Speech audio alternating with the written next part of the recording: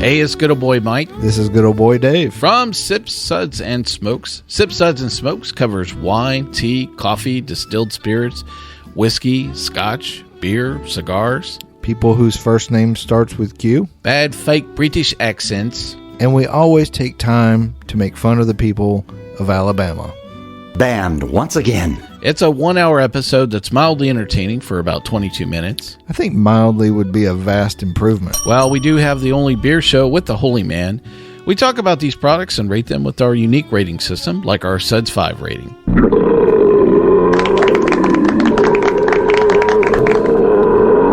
Do you really have something better to do with your life for an hour than actually listen to this show? Well, don't make them think about it. Well, join us on this radio station, podcast network, or via our Android app.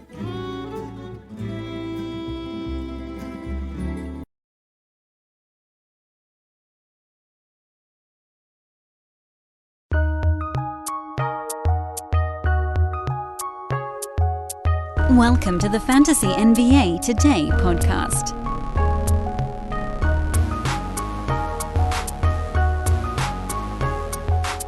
A marvelous Friday to you all. Welcome to this Friday weekend edition of Fantasy NBA Today, a Sports Ethos presentation. This show is brought to you by my sleeping toddler in the next room over. So what we're going to do is what I can only refer to as an old broadcaster's trick, which is to talk quieter, but with far more inflection, even if the volume stays relatively low.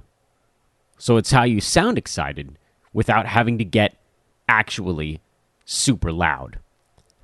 This is, of course, a week in review podcast.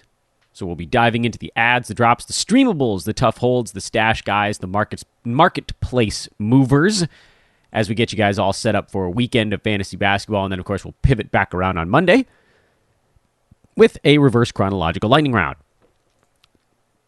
To those new to the program, I don't normally talk this quietly.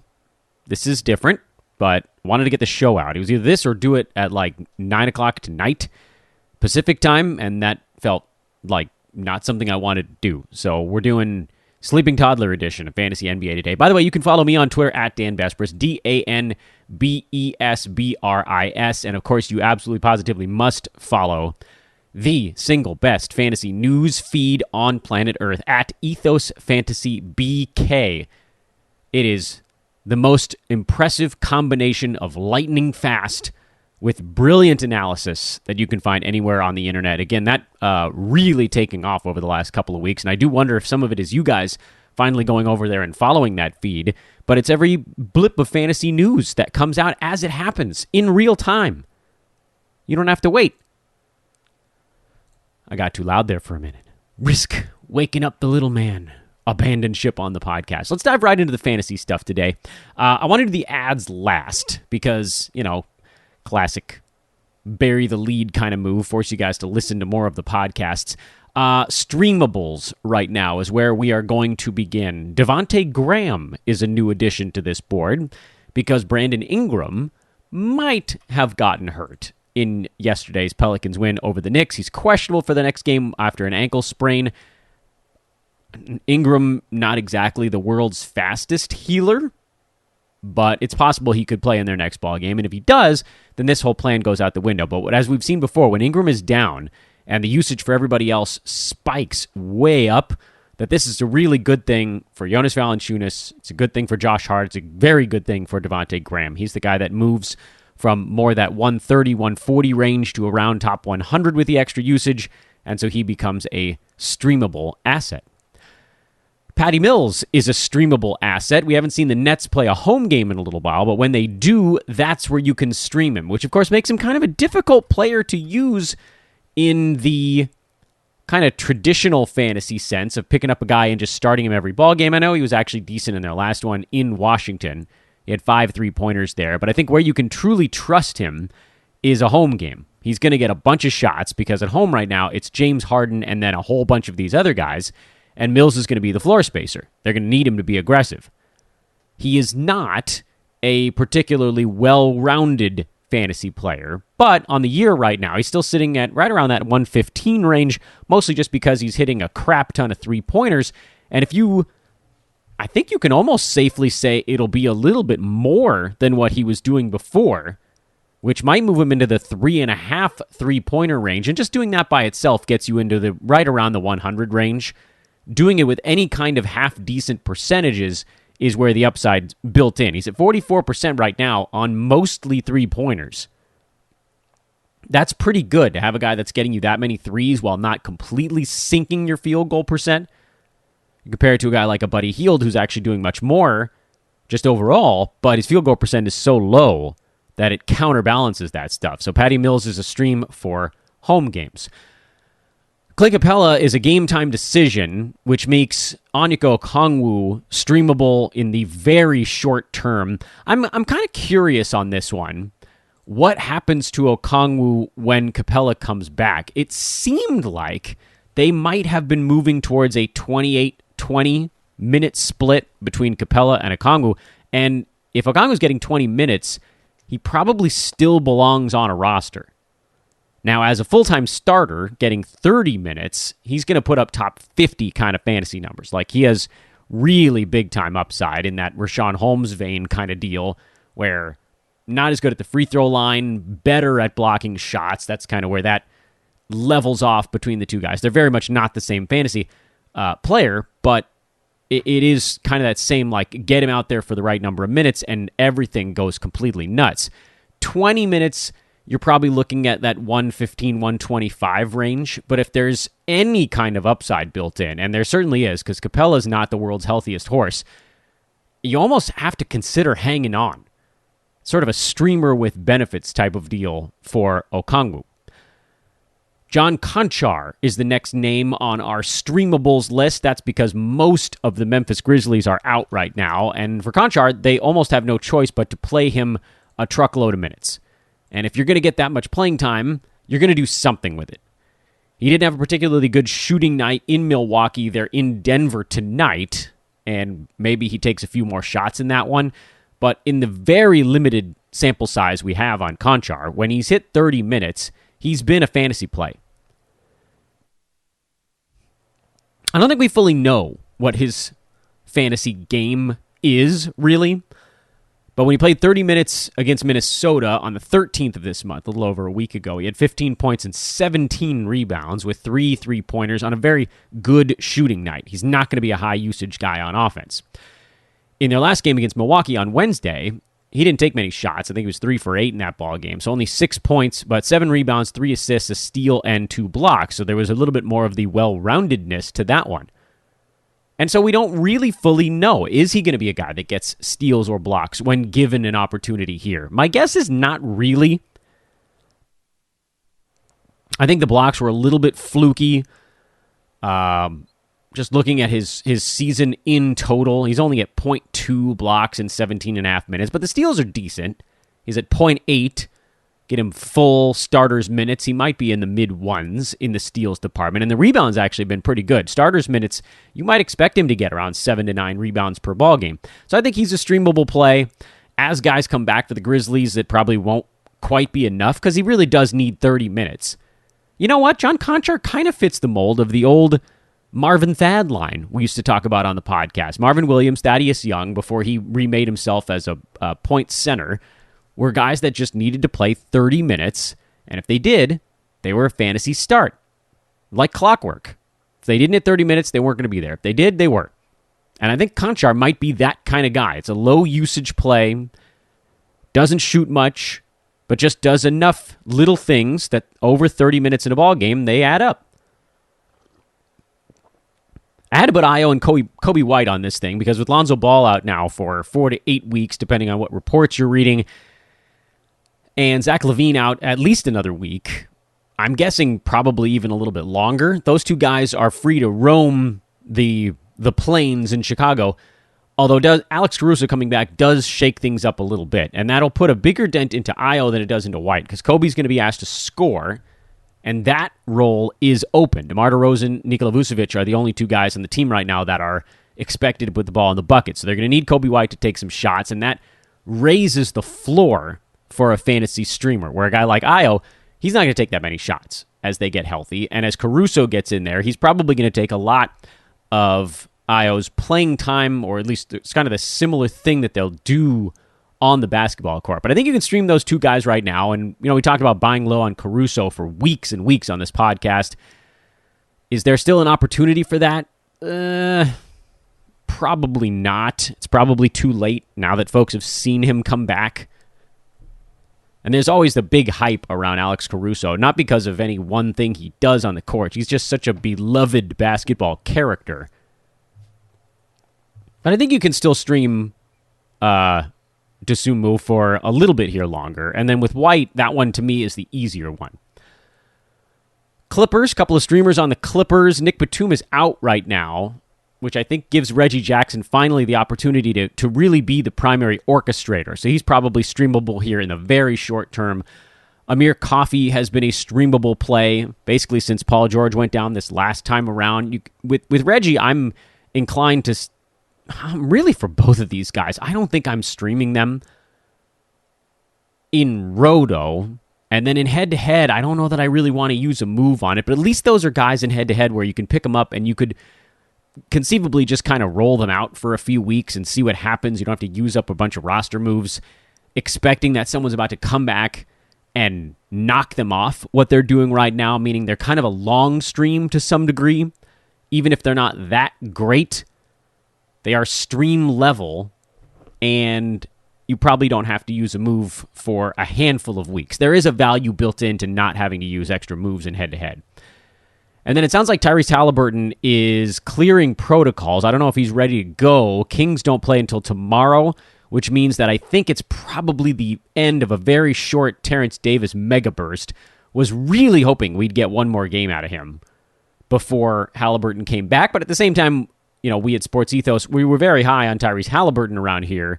So the fact that he's coming back, a lot of teams getting him back, I don't know. I just really enjoyed the Terence Davis stream, and I feel like we hardly knew E on this one. A couple of tough holds on this list, and stash type guys. There are 5 names in the tough hold and stash categories for me this week. Kemba Walker and Nick Batum are more in the tough hold category, because I think we really do need to see what Kemba Walker is. Knicks were so bad offensively in their last ball game. Again, broken record type of thing at this point. But he has the ability to pop off if they let him. Now, if he stays extremely passive again this time around, then I think you probably move on. And that's why it's a tough hold right now, because it is very possible, nay, probable even. I think probably a better than 50-50 shot that Kemba's just not going to be old Kemba, whether it's the knee or the system, or, I like to flip that phrase around and call it subtraction by addition. The Knicks just have too many guards and wings on their roster, and Cam Reddish and Derrick Rose aren't even there yet. So it's a tough hold right now, but I don't know that the outlook is that great. I'd rather spend my tough hold credit on Nick Batum, who was really getting going, had that crazy 30-plus point game right before heading into protocols, but it sounds like he's an asymptomatic positive, and he might be getting out of them in under a week. So maybe this was a very quick catch and release kind of thing on Batum's protocol situation. If that's the case, my original thought was probably move on if you were going to have to keep him sidelined for 10 days. There just wasn't enough built-in upside there. But if he's really going to be back in 2 games on the shelf, then that's something you can hang on to. Guys that I think fall more into the stash department, Jalen Suggs, who is just a pillar of inefficiency right now, but should get better, I would think, by March. Maybe even by February, but I don't want to set my sights too high on that one. You guys know how I feel about rookies. This is a squad-on kind of guy. If you're in Roto, you're not starting him. If you're in head-to-head, you are, and you're just hoping that he doesn't tank you in 3 categories as he starts to figure things out. But he's back in the starting lineup, so he's about to get asked to do a bunch of stuff as Orlando goes real hard into the youth stuff. And his usage is going to ramp up. It's a very high draft pick. His usage is going to get high. They're going to play him. D'Anthony Melton is a stash right now. He's not even a tough hold anymore. Tough holds are guys that I'm planning on starting in my Roto League most of the time. Stash guys are dudes that I'm not planning on starting, and I mostly just want to see what happens between now and the trade deadline or some other arbitrary deadline like we have with Suggs. And with Melton, they just are not using him in Memphis. This is what it is now. every time we think maybe they'll cut him loose, and like if you think back to the beginning of this season when Dillon Brooks was out, and Melton was great. He was a top 65 guy for that first month. And it seemed like he had finally carved out his role, and then, gone. Gone again. Zaire Williams has passed him in the pecking order. Tyus Jones is way in front of him in the pecking order. They need to move him and get something because they're not playing him.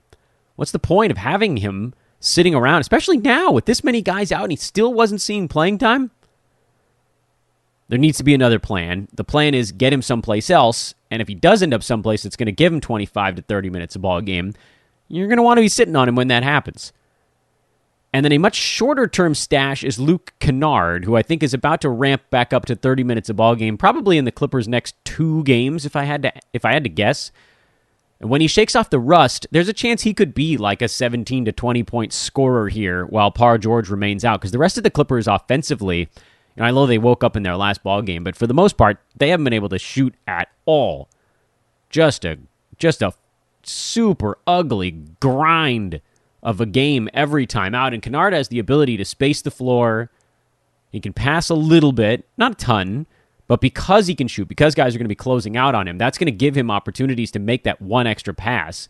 So threes, smattering of assists, very few defensive stats, good free throw percent, probably somewhat low field goal number. Upside is like top 90 while Paul George is out, so it's really not super exciting. But again, this is that, with streamers drying up a little bit, this is where you're looking for guys that might give you more like 3, 4, 5 weeks kind of deal, and he might be one of those guys. Low probability, but not zero. And now we get into the sort of the bigger chunks, the drops and the ads. The drops. All backup centers in Phoenix. I was pretty excited about getting Javel Mcgee in there with DeAndre Ayton out because earlier in the year, when Ayton went out, Mcgee was crushing it. But this time around, Javel has Mcgee-like competition in Bismack Biyombo. And Biyombo has been better than Javel during this little fill-in run for DeAndre Ayton. In fact, over the last 2 games, Bismack has played 25 and 28 minutes. He's been horrible at the free throw line, hasn't blocked a shot. And so this is not me telling you need to pick up Biyombo, but he's doing just enough to make Javel Mcgee not fantasy useful. Very disappointing turn of events. I know that for Phoenix, they like it because they can go to a big man who's a little bit more disciplined defensively, a little bit of a better rebounder in Biyombo, not as good of a shot blocker, not as good around the rim as Mcgee, but it just gives them kind of 2 different looks while they wait on Ayton to come back. And for Javel, we thought he was going to get at least 20 minutes a game with Ayton out like it was last time, closer to 20. That's generally enough. He got 23 against the Spurs, but then he only got 18 against the Mavs, and that, as it turned out, wasn't quite enough for him. If we could confidently say he was going to get 20 minutes a game with no Ayton, he'd be a start. And it is averaging out around that, but too many of these games have actually come in underneath that mark. So I don't know that he's a must-start guy, Mcgee, anymore. You're certainly not starting Biyombo because of all his fantasy flaws. Could you continue to stream Mcgee? Yeah, you could. I just don't think it's all that. I don't think it's necessary. I don't think that, you're talking about maybe a 50-50 shot at best. Hey, before we jump on to the next one, wanted to remind you guys about our partnership with the great folks over at manscaped.com. Use promo code ETHOS20 to get 20% off and free shipping on whatever you get at manscaped.com. The best in men's grooming. 2 free gifts, actually, if you shop there right now. 2 free gifts. Boxers, a toiletry bag, with your purchase of the Performance or Perfect Package 4.0, which includes the Lawnmower 4.0 and other delightful accoutrements. The Weed Whacker, that's for ear and nose hair. The Crop Preserver, that's a deodorant, a toner, and a shaving mat. All comes in the Performance Package 4.0. That's $120. Minus 20%, so you knock $24 off of that guy.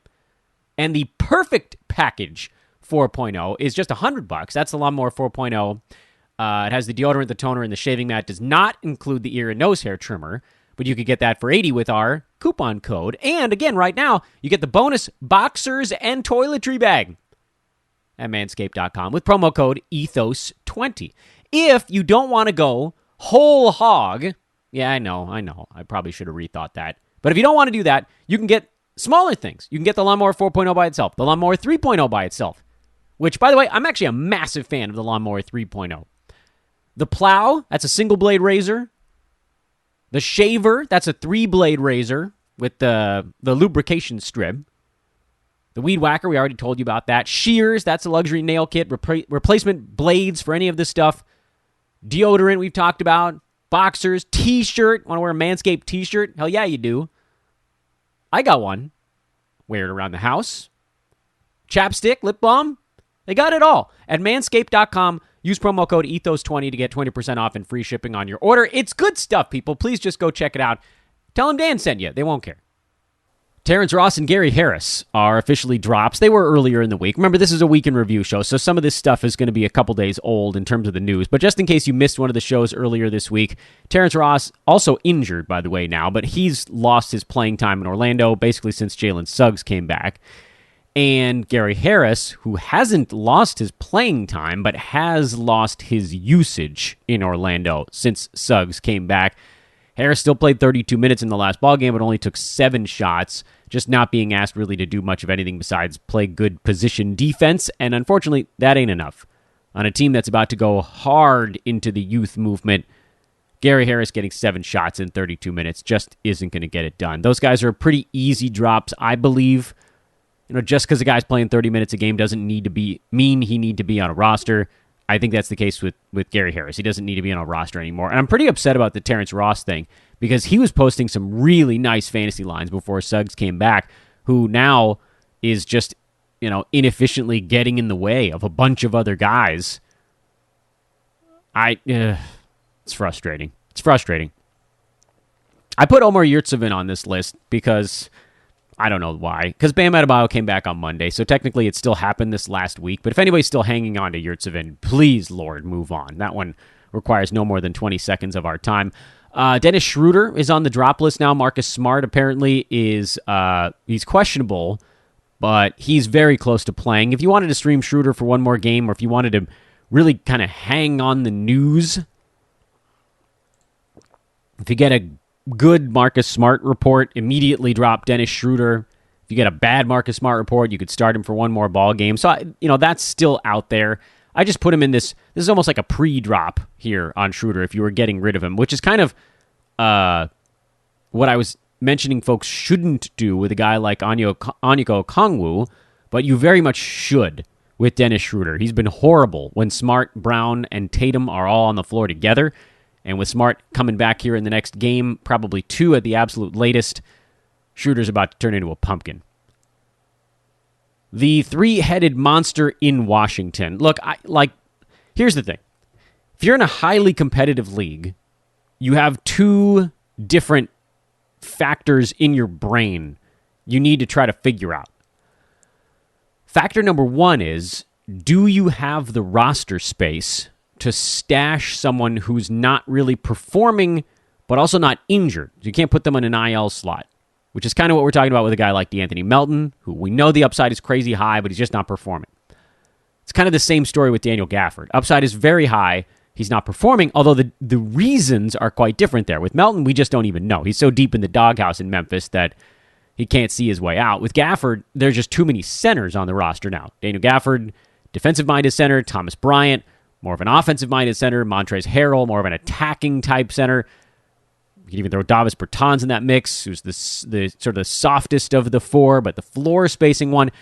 There are just too many options. And what that means, basically, is that each one of those guys is probably going to have one good game out of about every 3. And unfortunately, that isn't enough right now. Someone needs to go. So it's that same thing.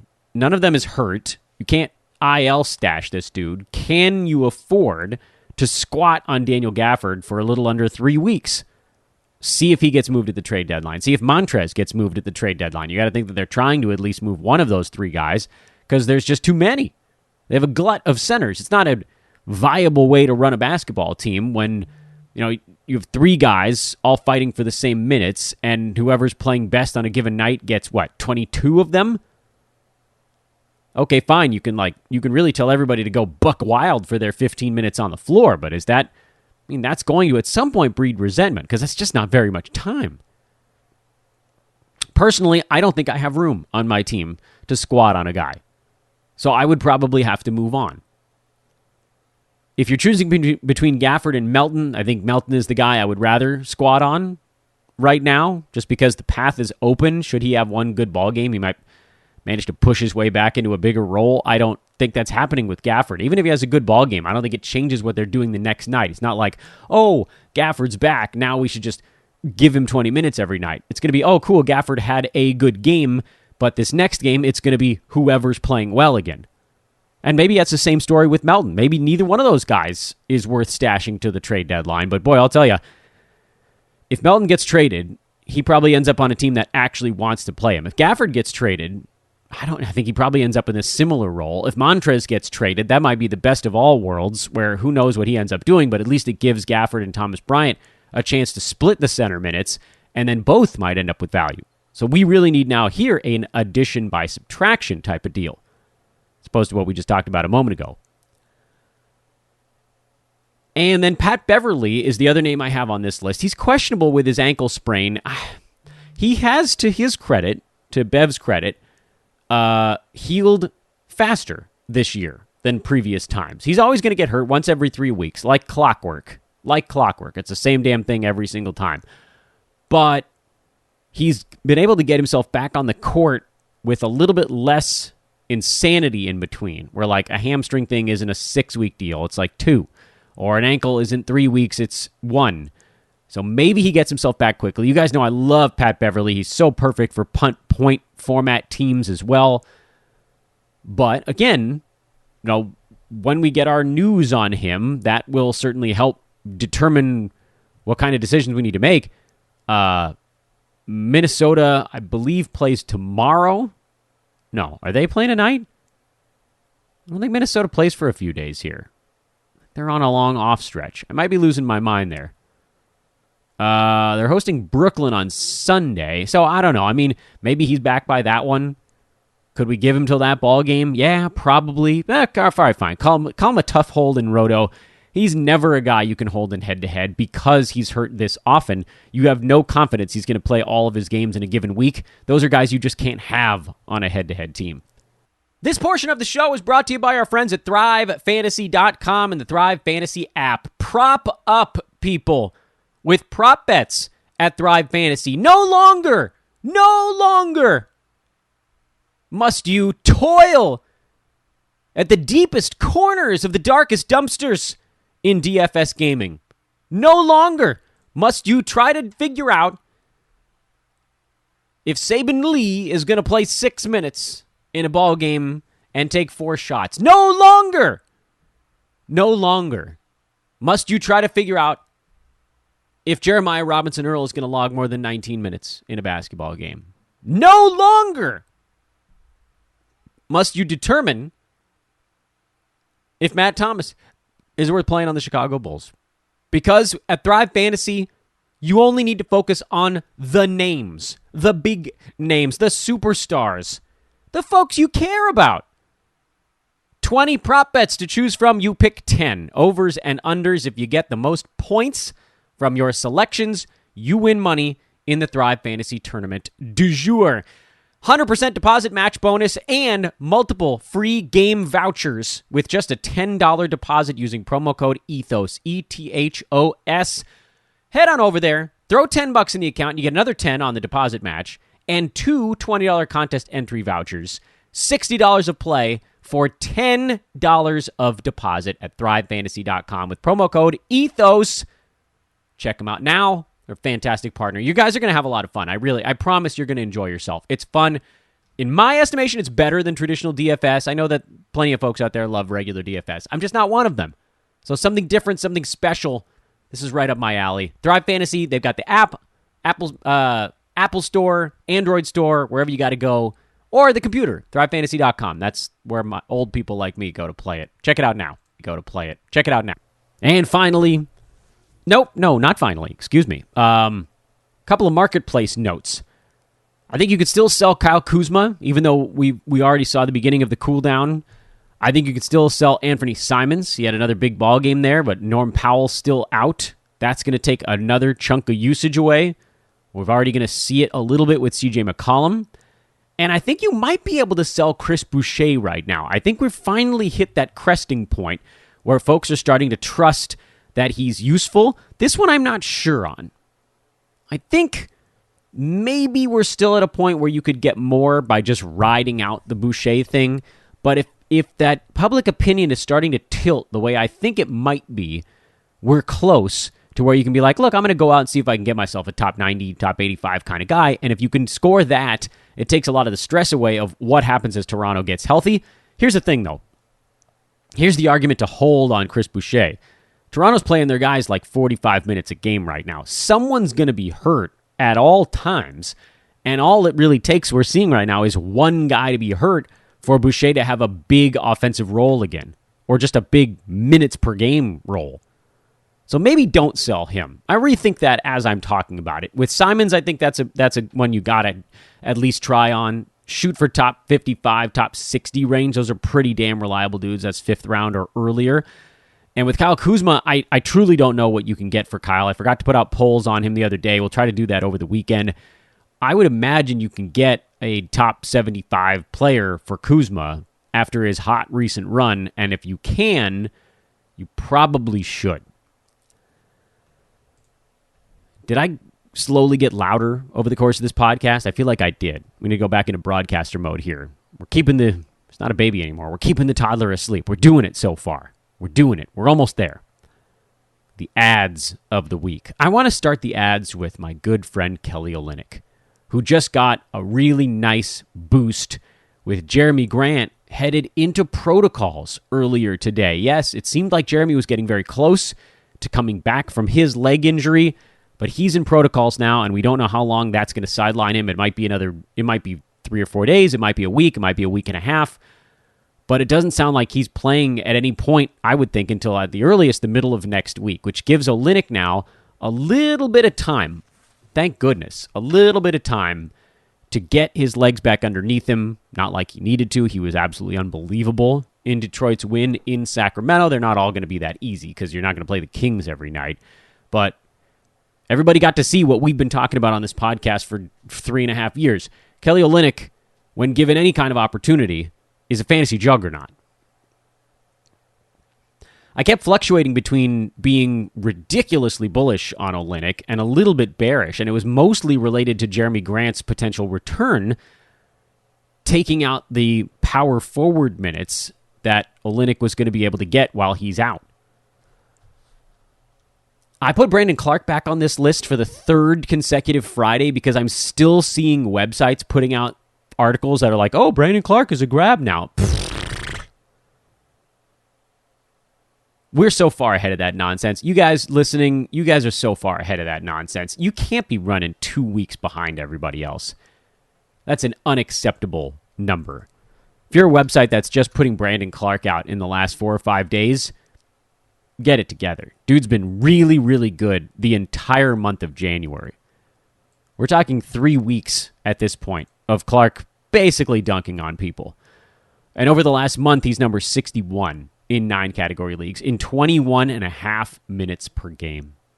Yep, that's what we talked about. When he's playing 20 minutes, he's top 90. Blocks, boards, field goal percent through the roof. Get him up to 24, 25 minutes a game, which is where he's been at lately. That's top 50. Brandon Clark, he's been crushing for almost a month now. Lamarcus Aldridge is another name I put on this list for the 3rd consecutive week. Kept telling you guys, everybody's dropping him. Everybody's getting annoyed with Aldridge because they think he's lost his gig, but it was his foot and it was COVID. He really wasn't feeling well. And finally, now, for the first time in about a month, he kind of looks like himself again.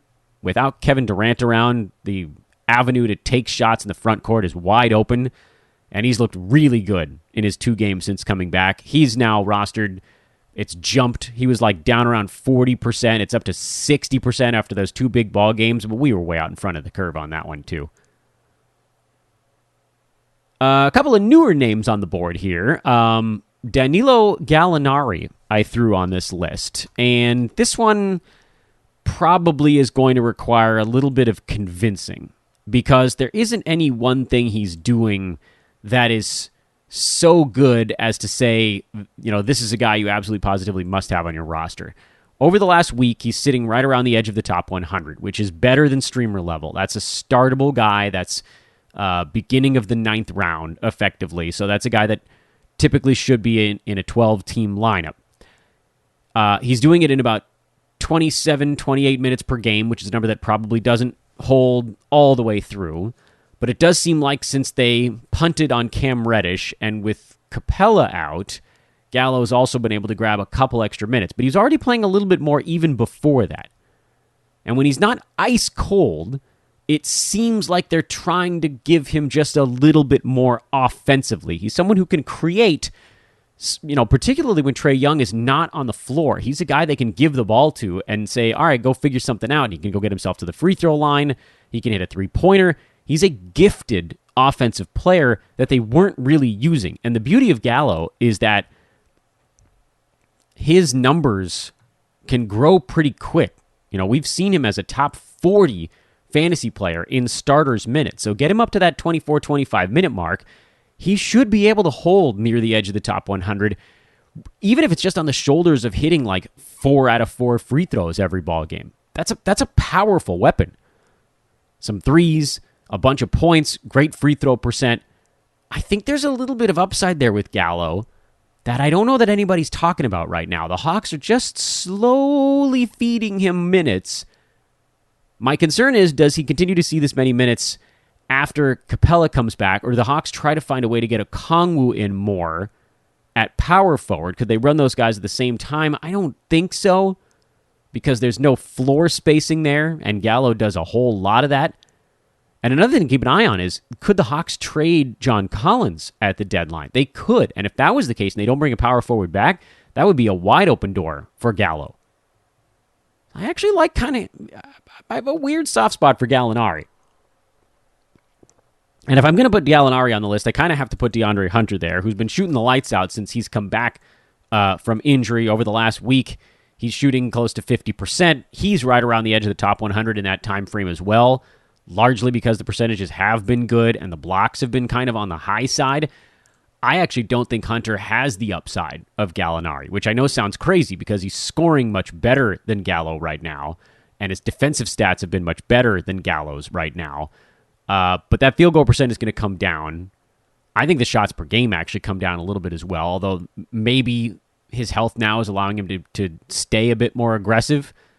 The rebounds probably don't hold once Capela's back in the mix. I don't know that the shot blocking is going to hold at over 1 per game either, because if you look at last year, even or the season before, last year before during his breakout campaign before he got hurt, he was only a half a block a game. So the fact that he had a 3-block game a few nights back with 20 points, like some of that stuff is some of that shine is coming off. We'll see. I'm not super excited about the Atlanta Wings. And if you're going to go with any of them, it's going to have to be Hunter over Herder. I think Bogdan Bogdanovic is the most interesting of the bunch, but he can't stay healthy. So assuming he's out, Hunter's the next choice on the board. And then Herder, I don't think I'm touching at all. Kelly Oubre Jr. is an ad because he's back and he's warm. He's a guy you start when he's hot and you bench when he's not. That one's a pretty easy one. And the Indiana Pacers are the last team in the ads department that I want to spend some time on, and we can actually sort of pause here and make sure that we effectively cover what we want to get to with Indiana, which is okay. Domantas Sabonis is now out as well. In addition to Miles Turner, who's likely out through the All-Star break, was the sort of updated report on Miles Turner. With Sabonis, we don't know. It's an ankle sprain. Head coach Rick Carlisle thought it was going to be, I think he used the term significant, but I don't know if that means a week, 2, 3. We'll see. My guess is probably around 2 weeks. But now that Sabonis is out, what do we really want to make of that front court? And unfortunately, we didn't get a great look at it because the Pacers beat the Warriors. By the way, while everybody's talking about how this is like the worst thing that could ever possibly have happened to the Lakers the night before, and it was a really ugly loss for LA. Warriors lost to a Pacers team that was resting LeVert and Brogdon. So, man, I know that it's like hip to talk about the Lakers being a disaster, but that was a pretty bad loss for the Warriors as well. Or maybe the Pacers were never as awful as they looked, which is probably true. I don't know that we're ever as bad as they were playing. They were the worst clutch team in the NBA, just a ton of close games that they kept losing.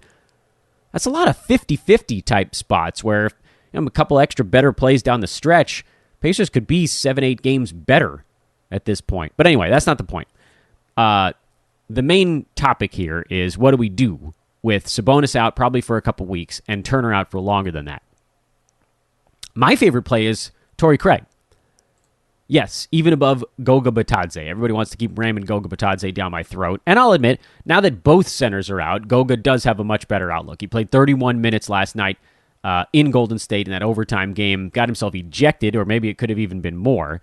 Wasn't in foul trouble, probably because the Warriors have no interior presence really ever, but certainly with Draymond out. 13 points, 9 boards, 5 assists, 1 block on terrible percentages, and did hit a three-pointer. But look, if Goga's playing 31 minutes, he's a guy that needs to be started. I know that yesterday's game was a very bad one from an efficiency standpoint, but you're looking at the opportunity.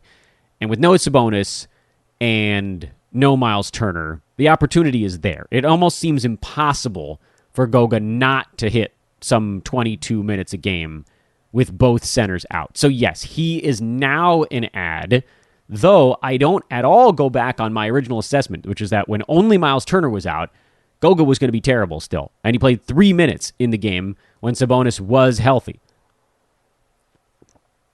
Unfortunately, for us, for me in particular, while I was right about that point, which is that Goga was not going to be good with only one of the two centers out, everybody that was saying, no, he's going to be good, picked him up, and now they get lucky that Sabonis got hurt. Well, if Goga's still on your wire, go pick him up, because now that both centers are out, he will actually be better.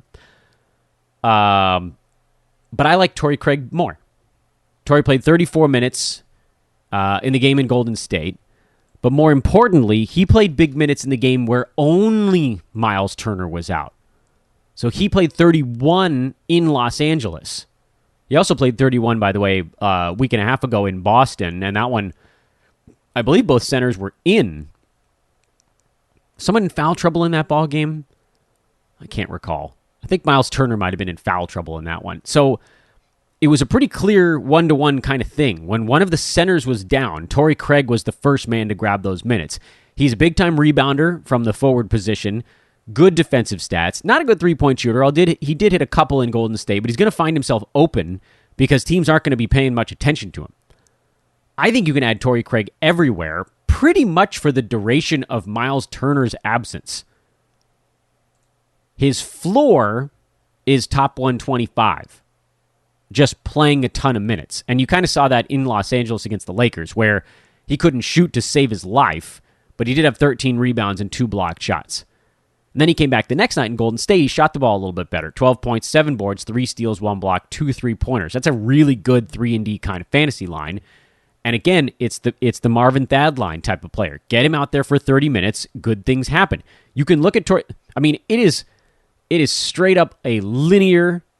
It's 1-to-1 basically. If you look at Tory Craig's season, find me the games where he's played 30 minutes or more. 1, 2, 3, 4. There are 5 of them.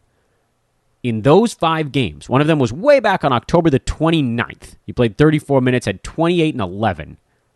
Whopper of a game. 4 3-pointers and 3 assists. No defensive stats, oddly enough, but you ain't arguing about the rest of that. The rest of them all been recent. New Year's Eve, played 31 minutes and 44 seconds against Chicago, had 10 points, 11 boards, 5 assists, a steal, and 2 blocks. In Boston, we just talked about that one. He had 19 and 4 with a steal and 3 threes. And then the last 2 games with no Miles Turner. 5 and 13 with 2 blocks, 12 and 7, 4 defensive stats, and 2 3-pointers.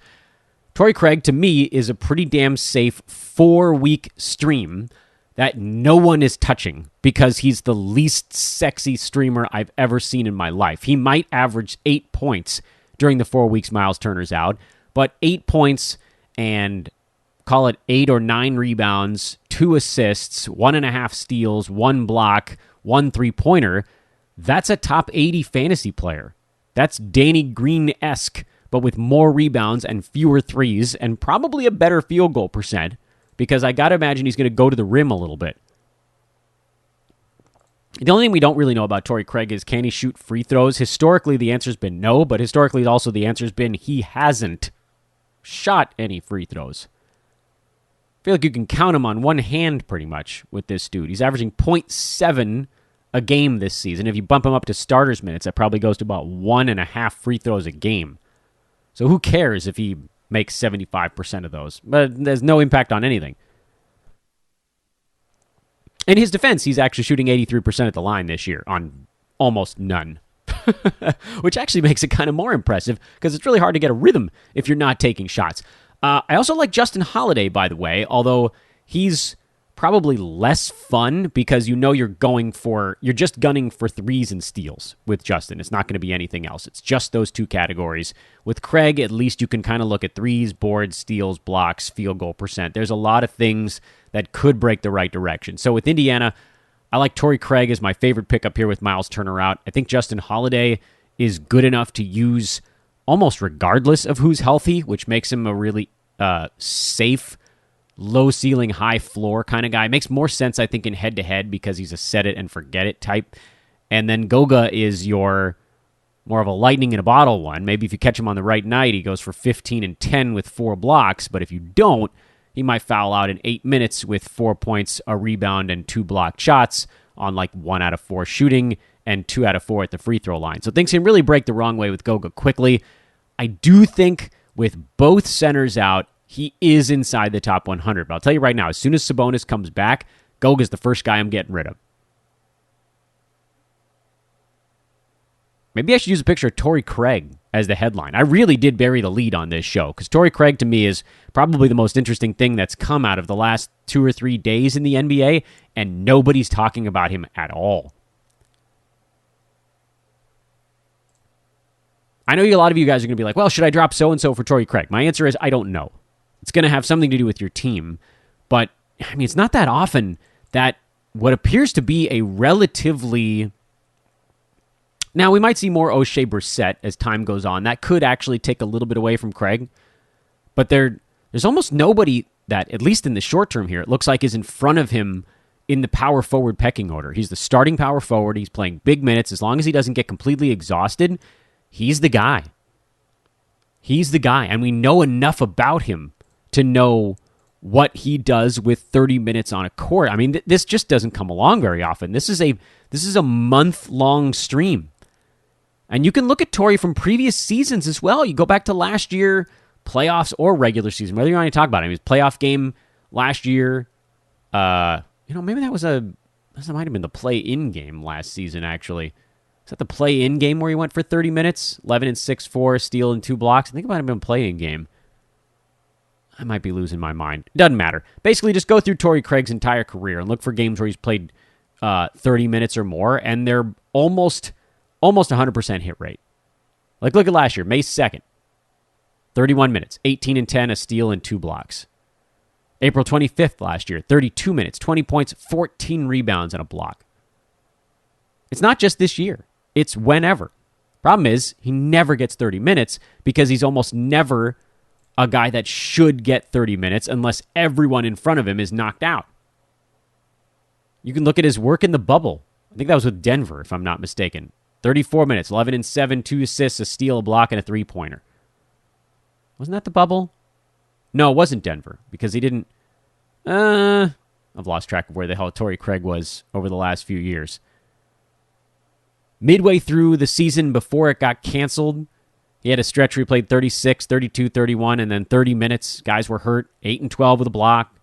11 and 7, a steal and a block.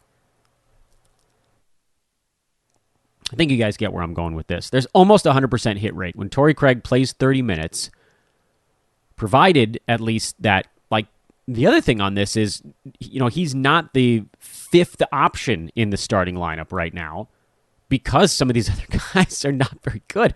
LeVert and Brogdon come back. That obviously punches him down a couple of pegs, but he's going to get 8, 9, 10 shots a game simply by being out there 30-plus minutes, and the team being down right now their main guy in Sabonis, but then also Miles Turner. So there's a lot to like there, and I don't know why everybody's... It's because he doesn't score. That's it. The answer's right there in front of my face. In any event, that is your weekend review show. We managed to do it without waking the child. We managed to do it at a low volume with big inflection, and thank you guys for coming along for the ride. Shout out once again to our buddies over at mybookie.ag. Hey, if you want a special new account, I have a gift for you if you don't have a MyBookie account already, or if you have one and you're thinking about having another, maybe for a spouse, relative, something like that. Hit me up on Twitter at Dan Vespris, DanBesbris. Shout out, as always, to expressvpn.com/hoopball. Get 15 months for the price of 12. And then, of course, our other two partners that we told you about earlier in the show, Thrive Fantasy and Manscaped.com. Monday, reverse chronological lightning round on the other side of the weekend. Enjoy it. Be safe. We're getting through this thing, guys. We're getting through it. NBA season trucking along, 55% of the way done. I am Dan Vespris for Fantasy NBA Today. Another week in the books. This, a Sports Ethos presentation. Later.